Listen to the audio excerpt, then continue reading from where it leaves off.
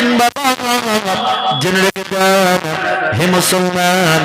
আল্লাহর নবী সাহাবী বললেন হুজুর ইয়া রাসূলুল্লাহ হাবিবাল্লাহ আপনি যখন থেকে ক্ষমতা নিয়েছেন তখন থেকে মদিনার মার্কেটে আর কোনো চোর নাই, মদিনা শহরে আর কোনো চোর নাই, আপনার আমলে কোনো চুরি হয় না।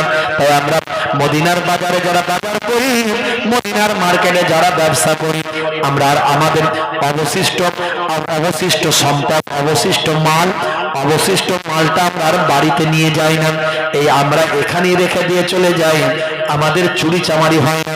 তাই গতকাল যতটা গম বিক্রি হয়েছিল ওই গমটা আমি বাকিটা অবশিষ্ট গমটা বাড়িতে না নিয়ে গিয়ে আমার এখানেই রেখে দিয়ে চলে গিয়েছিলাম। রাতের বেলা আকাশ থেকে শিশির পড়েছিল, আকাশ থেকে সাবনাম শিশির পড়ে গমটা ভিজে গিয়েছিল।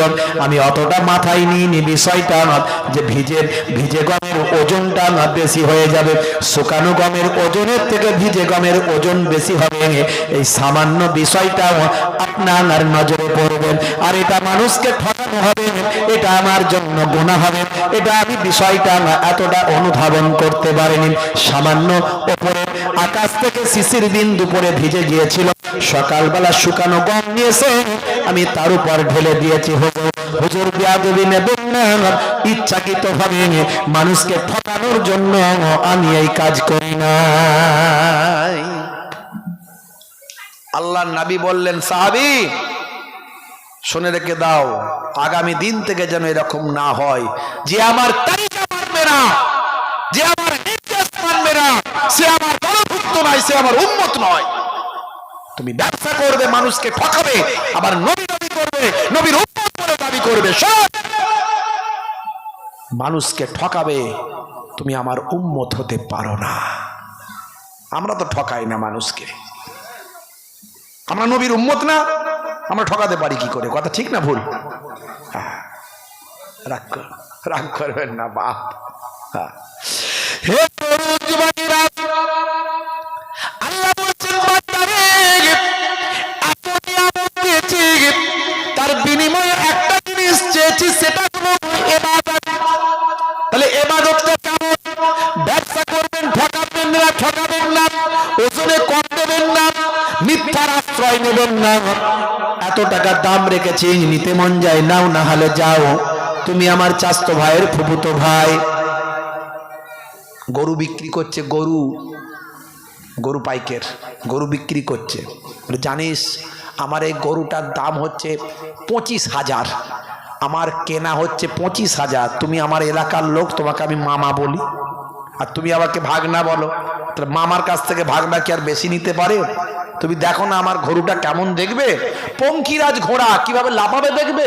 এই দেখো লেজটাকে টেনে মারলো এক ধাক্কা, অমনি গরু পঙ্খিরাজ ঘোড়ার মতো দেখছো কেমন গরু, চাঙ্গা গরু তোমাকে দিচ্ছি, আমি কিনেছি 25,000, তোমার মাথায় হাত দিচ্ছি, তোমার মেয়ের কসম, তোমার 14 পুরুষের গোষ্ঠীর কসম, সারা দুনিয়ার কসম খেয়ে বলছে 25,000 টাকায় কিনেছি, তোমার কাছ থেকে 1,000 কি মামা তুমি লাভ দেবে আমাকে বলো? যদি না দিতে মন যায় ফিরিয়ে দিয়ে চলে যাও, এই যে দড়ি খুলে দিচ্ছি, ফিরিয়ে দিয়ে চলে যাও। মামা বলছে না রে ভাগনা, অত ফিরতে দিতে হবে না, ঠিক আছে তুই 1,000 টাকা লাভ নে, এই নে 26,000 নে। মাল কিনেছে 20,000, 6,000 ঝেড়ে নিল, খুদার কসম বলে 6,000 ঝেড়ে নিল। বুঝতে পারছো? হে যুবকেরা, হে আমার বন্ধুরা, হে আমার মুরব্বিয়ারা, শুনে রেখেন দিন বাবা। তাহলে এই যে আপনি হারাম ব্যবসা করবেন, আপনি বলতেই পারেন আমার 26,000 দাম, তোমার নিতে মন যায় না, না মন যায় অন্য জায়গায় দেখো। এই যে খোদার কসমকে মিথ্যা কথা বললেন, এটা আপনার জন্য হারাম হয়ে গেল, অবৈধ হয়ে গেল, গুনাহ হয়ে গেল। নবী বলছেন আমার উম্মতের খাতা থেকে বাদ হয়ে গেল। কিন্তু তুমি যদি বলতে আমার 26,000 দাম আছে, নিতে মন যায় নাও, আমার 30,000 দাম আছে, নিতে মন যায় নাও, তোমার ইচ্ছা কাছে অনেক লাভ করতে পারো, তাতে মানুষের পোষাবে, নেবে, না মন যায় না পোষাবে, কিন্তু আপনার অবৈধ হলো না সেটা। কিন্তু আপনি যে মিথ্যা কথা বললেন এর জন্য অবৈধ হলো। এই যে মিথ্যার আশ্রয় নেবেন না, মানুষকে ঠকাবেন না, এটা হলো আপনার জন্য ইবাদত। ব্যবসা করবেন ইবাদত, নবী বলেছেন ডান দিকে কাত হয়ে ঘুমান, ডান দিকে কাত হয়ে ঘুমাবেন। নবী বলেছেন তাই ডান দিকে কাত হয়ে ঘুমালে আপনার জন্য ইবাদত, নবীর সুন্নতের সওয়াব পাবেন। নবী বলেছেন কোন কাজ যখন শুরু করবেন বা আমার যখন কোন কাজ স্টার্টিং করবেন, কোন কাজ যখন শুরু করবেন বিসমিল্লাহ বলে শুরু করবেন। এটা হলো সুন্নতে মুআক্কাদা। আল্লাহর নবী কখনো এটা ছাড়তেন না। আপনি যদি এটা করেন সুন্নতের সওয়াব, ইবাদত, নামাজ আমলে লেখা হয়ে যাবে। কোন ভালো কাজ যখন হয়ে যাবে, কাজ যখন কমপ্লিট হবে, আপনি যখন তৃপ্তি পাবেন তখন বলবেন আলহামদুলিল্লাহ। হে তরুণ যুবকেরা, কোন সুন্দর সংবাদ যখন পাবেন, ভালো যখন সংবাদ পাবেন তখন আপনি বলবেন মাশাআল্লাহ। আপনি যখন কোন দুঃখের সংবাদ পাবেন, কোন কষ্টের সংবাদ পাবেন তখন বলবেন ইন্না লিল্লাহি ওয়া ইন্না ইলাইহি রাজিউন। কেউ মারা গেলে আপনি এটা পড়বেন। হে তরুণ যুবকেরা, যখন কোন কাজে আপনি প্রতিশ্রুতি দেবেন তখন বলবেন ইনশাআল্লাহ।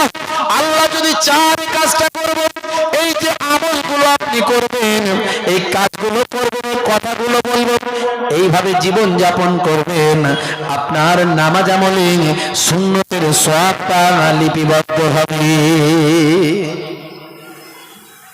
কথায় কথায় মাশাআল্লাহ, ইনশাআল্লাহ, সুবহানাল্লাহ বলে লোককে ঠকায়, আছে না নাই?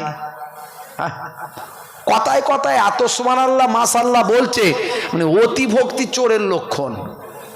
কি জি বিপদ তো, ঠকানোর ধান্দা আছে মনে হচ্ছে। এত সুবহানাল্লাহ বলছে কেন, এত ইনশাআল্লাহ বলছে কেন? ইনশাআল্লাহ বলার লোক হতে হবে না। এক ওয়াক্ত নামাজ পড়ে না কিন্তু ঘন ঘন ইনশাআল্লাহ বলছে, ডাল মে কুছ কালা হ্যায়। বুঝতে পারছি। জানেন তো হুজুর, হুজুর আসসালামু আলাইকুম। ওয়ালাইকুম আসসালাম। জানেন তো ইনশাআল্লাহ করিম চাচা মারা গেছে। ইনশাআল্লাহ করিম চাচা মারা গেছে? কিরে, কেউ মারা গেলে ইনশাআল্লাহ বলতে হয়? হ্যাঁ, বলছে হুজুর আপনাদের কাছ থেকে তো শেখা ভাইজান, এ তো আপনাদের কাছ থেকে শিখেছি। আমরা কি এইভাবে শিখিয়েছি যে কেউ মারা গেলে ইনশাআল্লাহ বলতে হয়? হ্যাঁ, হাই রে হাই। হে তরুণ যুবকেরা, হে আমার বন্ধুরা, শুনে রেখে দিন বাবা, জেনে রেখে দেন এই সমস্ত কথাগুলো যেগুলো বলছি, আপনি যখন খাবেন চেটে বুঝে খাবেন। পোশাকটা যখন পরবেন ডান দিক থেকে শুরু করবেন। ভাইরা আমার, তরুণ যুবকেরা আমার, মুরব্বিয়ানেরা আমার, মাথাটা যখন আঁচড়াবেন ডান দিক থেকে আঁচড়ানো শুরু করবেন। হে যুবকেরা, হে বন্ধুরা আমার, ছোটদের স্নেহ করবেন, বড়দের সম্মান করবেন। এতিম যদি বাচ্চা পান, এতিম বাচ্চাকে কিছু কিনে দিয়ে তার মনটা খুশি করবেন। যদি কিনে দেবার কিছু ক্ষমতা না থাকে, এতিম বাচ্চার মাথায় একটু হাতটা বুলিয়ে দেবেন। নবী বলেন এতিম বাচ্চার মাথাতে তুমি যে হাতটা বোলালেন, এই যতগুলো চুল তোমার হাতে লাগলো ততগুলো সব আল্লাহ তোমার নামাজ আমলে দান করবে। বুঝতে পারছো? হ্যাঁ, মাঝে মাঝে পিতা মাতার চেহারার দিকে যদি তাকান শ্রদ্ধার নজরে, ভালোবেসে, এটা আমার আব্বা জান, এটা আমার আম্মা জান, শ্রদ্ধার নজরে ভালোবেসে যদি পিতা মাতার চেহারার দিকে তাকান, ফিকুল্লে নাজারাতিন, প্রত্যেকটা দৃষ্টির বিনিময়ে আল্লাহর নবী বলেন এক একটা কবুল করা নফল হজের সওয়াব আল্লাহ দান করেন। জোরে হবে না?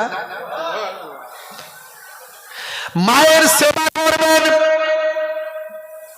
মায়ের খেদমত করবেন। হে তরুণ যুবকেরা, মা হলো পৃথিবীর শ্রেষ্ঠ সম্পদ। साले को मिले गोश्त रोटी, बाप को ना मिले सूखा। साला যখন আসে বৌমা তখন হাসে, ভাই এসেছে ভাই তাকে হালুয়া রুটি খাওয়ায়, ভাই এসেছে ভাই কত আপ্যায়ন যত্ন তার হয়। ভাই এসেছে ভাই টুইন ওয়ান রসগোল্লা এনে খাওয়ায়। বুড়ো বাপার মা ওদিকে বসে থাকে, তার দিকে একটা রসগোল্লা যায় নাই। হে যুবকেরা, আমার আল্লাহ কোরআন মাজিদে বলেছেন, ওয়াসাইনাল ইনসানা বিওয়ালিদাইহি ইহসানা হামালাতুহু উম্মুহু কুরহান ওয়া ওয়াদাআতুহু কুরহান ওয়া হামলুহু ওয়া ফিসালুহু সালাসুনা সাহারা। হে দুনিয়ার মানুষ, শুনে গেলাম, আমি আল্লাহ নির্দেশ করেছি তোমরা তোমাদের পিতা মাতার ইহসানটা করবে। কারণ তোমাদের বাপ, তোমাদের মা তোমাদের কত কষ্ট করেছে, তোমাদের মা তোমাদের গর্ভে ধারণ করেছে, আর দুগ্ধপান করাতে 30টা মাস সময় লেগে গেছে। হে দুনিয়ার সন্তান সন্ততিরা, আমি তোমাদের নির্দেশ দিলাম তোমরা তোমাদের পিতামাতার সেবা করবে। আল্লাহর নবী বলেন, ইযহাব ফাকরিমহা ফাইন্নাল জান্নাতা তাহতা রিজলাইহা। যাও তোমার মায়ের সেবা করো, তোমার মায়ের সেবা করো, কারণ তোমার মায়ের পায়ের তলায় তোমার জান্নাত। জোরে হবে না? আমি এক জায়গায় বললাম, যদি পৃথিবীতে কোনো মানুষকে সিজদা করার অনুমতি দেয়া হতো, সিজদা একমাত্র কার কাছে হবে? যেমন কার কাছে? আল্লাহর। কোনো পীরের মাজারে সিজদা চলবে? কোনো ব্যক্তির কাছে সিজদা চলবে? কোনো মানুষের কাছে চলবে? যদি আল্লাহর নবী বলেন কাউকে যদি সিজদা করার অনুমতি দিতাম, তাহলে স্ত্রীদের বলতাম তোমরা তোমার স্বামীর পায়ে সিজদা করো। এখনকার স্বামীরা হয়ে গেছে মেম্বার, আর স্ত্রী হয়ে গেছে হোম মিনিস্টার। ঘরে স্বামীর কথা চলে না, যা বলে লাস্ট কথা স্ত্রী। কিয়ামতের আলামত, বুঝতে পারছেন? মাগো, আল্লাহ এবং রাসূলের নির্দেশ মেনে চলুন, জীবন ধন্য হবে। একজন বলছেন, হুজুর এটা কেমন কথা হয়ে গেল? কি হলো? Just example, just example. কি হলো? মানে তাহলে এই যে বলেন ইসলামে নারীদের অনেক সম্মান দেয়া হয়েছে, এ তো নারীদেরকে ছোট করা হলো। স্বামীর পায়ের তলায় স্ত্রীর জান্নাত, সিজদা করলে স্বামীর পায়ে সিজদা করার অনুমতি দিতাম, তাহলে তো এ তো স্ত্রীদেরকে ছোট করা হলো, মহিলা জাতি নারী জাতিকে অসম্মান করা হলো। আর আপনারা বলেন নারীদের নাকি ইসলামে বিরাট সম্মান দেওয়া হয়েছে। আমি বললাম, আমি শুধু ওই কথাটা বলেছি, আপনি শুনে বলে ফেললেন। তার পরের লাইনটা তো আর বললাম, যেটা বলেছি সেটা তো বললেন না। পরের লাইনে কি বলেছিলেন? পরের লাইনে বলেছিলাম মায়ের পায়ের তলায় সন্তানের জান্নাত। মাটা কি পুরুষ না স্ত্রী? জোরে বলে, মাটা কি পুংলিঙ্গ না স্ত্রীলিঙ্গ? মাটা কি নারী না পুরুষ?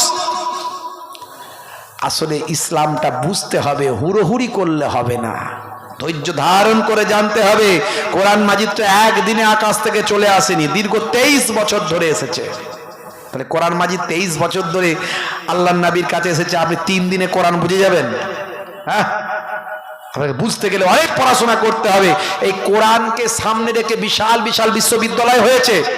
একটা কেতাবের ব্যাখ্যাকে মানুষকে বোঝানোর জন্য কত ইউনিভার্সিটি হয়েছে।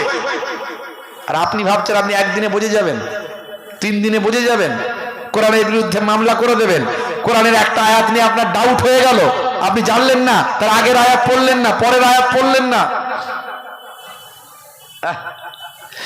হে তরুণ যুবকেরা, হে আমার বন্ধুরা, শুনে রেখে দিন বাবা, জেনে রেখে দেন, আল্লাহর নবী বলেন মায়ের সে খেদমত করো। ইযহাব ফাকরিমহা ফাইন্নাল জান্নাতা তাহতা রিজলাইহা। যাও তোমার মায়ের সম্মান করো, কারণ তোমার মায়ের পায়ের তলায় তোমার জান্নাত। জোরে হবে না?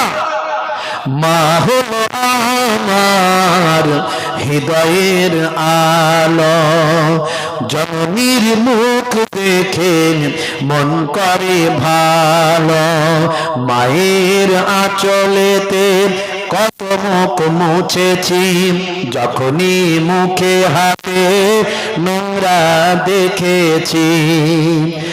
মা আমার কান্নায় বিচলিত হয়ে যায়, সন্তানের চোখে পানি বুকটা ফেটে যায়। মায়ের কদমেতে জান্নাত জানো কি, সেই কদমে তুমি চুম্বন করো কি, আর কত সম্মান মায়ের জানো কি, জানলে জীবনে তুমি তা মানো কি। জোরে হবে না, জোরে হবে না। জননী মায়ের স্মৃতি আজ বুকে বয়ে যায়, কষ্টের দিনগুলো আজ মনে পড়ে যায়। জননীর অনাহারে দিন রাত কেটে যায়, তবু যেন সন্তান খালি পেটে না রয়। মা হলো তোমার দুনিয়াতে জান্নাত, মারাতে না বলে পাবে তুমি দুজখ। এই কথা তুমি আজও মানো কি, মারলে মায়ের সেবা করো কি। এটা হলো আল্লাহর নির্দেশ জানো কি, জানলে সে বিধান তুমি তা মানো কি। জোরে হবে না, জোরে হবে না। একটু ভাঙাচোরা কবি মাঝে মাঝে একটু সময় পেলে লিখে ফেলি। মা ছিল এক গো আলকামা সাহাবীর, বড় ভালোবাসত পুত্র বেনাজির। মায়ের হৃদয়ে ব্যথা লেগে যায় যখনই, মা বলে প্রভু আমি তার জননী। হাত দুটো তুলে খোদাকে জানাই, বড় ব্যথা পেয়েছি ও প্রভু দয়াময়। ইন্তেকালে তার দেখো কি ঘটে যায়, সাহাবীর কালেমা নসিবে না হয়।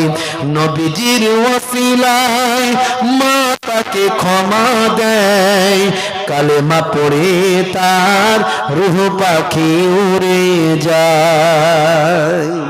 জোরে হবে না। মা হলো আল্লাহর বড় এক নিয়ামত, দুনিয়ার সন্তান করো তার খিদমত। মায়ের দোয়াতে বাইজিদ ওলিয়াক, আল্লাহর দেওয়া মা হলো রহমত। মোহে বলে যে আবার মা হলো পৃথিবীর সেরা সবার। মায়ের মনেতে যেন দুঃখ না লেগে যায়, দুনিয়া আখিরাতে বরবাদ হবে ভাই। আছে কেউ এমন দোয়াটা পেতে চায়, তাড়াতাড়ি মাকে খুশি যেন করে দেয়। যারা বলুন না ইনশাআল্লাহ, মাকে আমরা খুশি করব তো নাকি?